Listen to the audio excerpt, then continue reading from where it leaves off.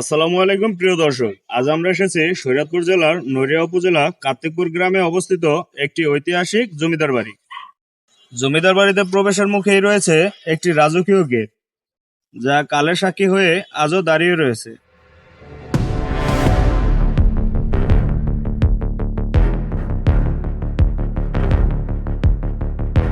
এটা স্থানীয়দের কাছে চৌধুরী বাড়ি নামেও বেশ সুপরিচিত। কার্তিকপুরের জমিদারি আগে বিক্রমপুরের জমিদারির আওতাভুক্ত ছিল।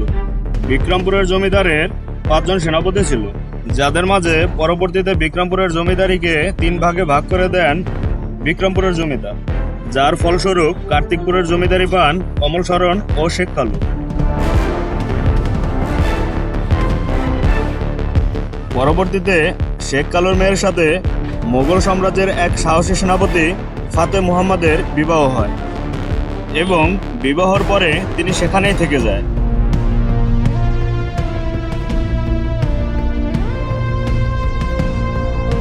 পরবর্তীতে এই জমিদার বংশধরদের সাথে আত্মীয়তার বন্ধনে আবদ্ধ হন হযরত শাহ বন্দে আলী রহমতুল্লাহ আলাই, ঢাকার নবাব খাজা আহসানুল্লাহ, খাজা সলিমুল্লাহ, বারটিয়ার জমিদার ওয়াজেদ আলী খান পন্নী, বগুড়ার নবাব আলতাফ আলী ও ফরায়াজি আন্দোলনের নেতা হাজী শরিয়তুল্লাহর বংশধরদের সাথে।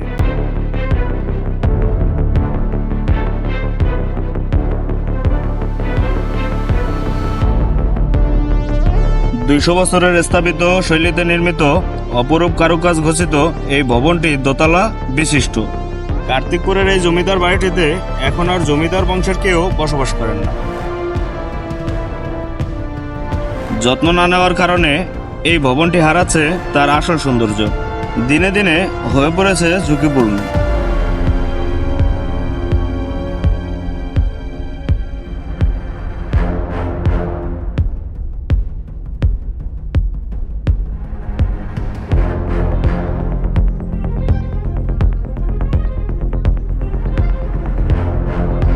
ভবনটির পিছনের দিকে রয়েছে শান বাঁধানো পুকুর ঘাট এবং চারপাশে রয়েছে বিভিন্ন ধরনের গাছপালা।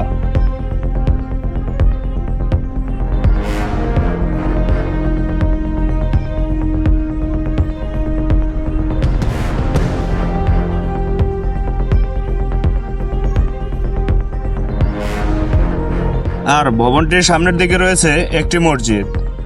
মসজিদটিতে এখনো নামাজ আদায় করা হয়, তবে মসজিদটিও বর্তমানে ঝুঁকিপূর্ণ অবস্থায় রয়েছে।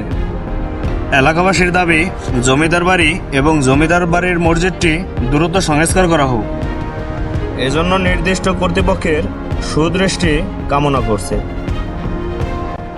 প্রিয় দর্শক, আজ এ পর্যন্তই। পথে প্রান্তরের সাথে থাকুন, ভালো থাকুন, সুস্থ থাকুন। আল্লাহ হাফেজ।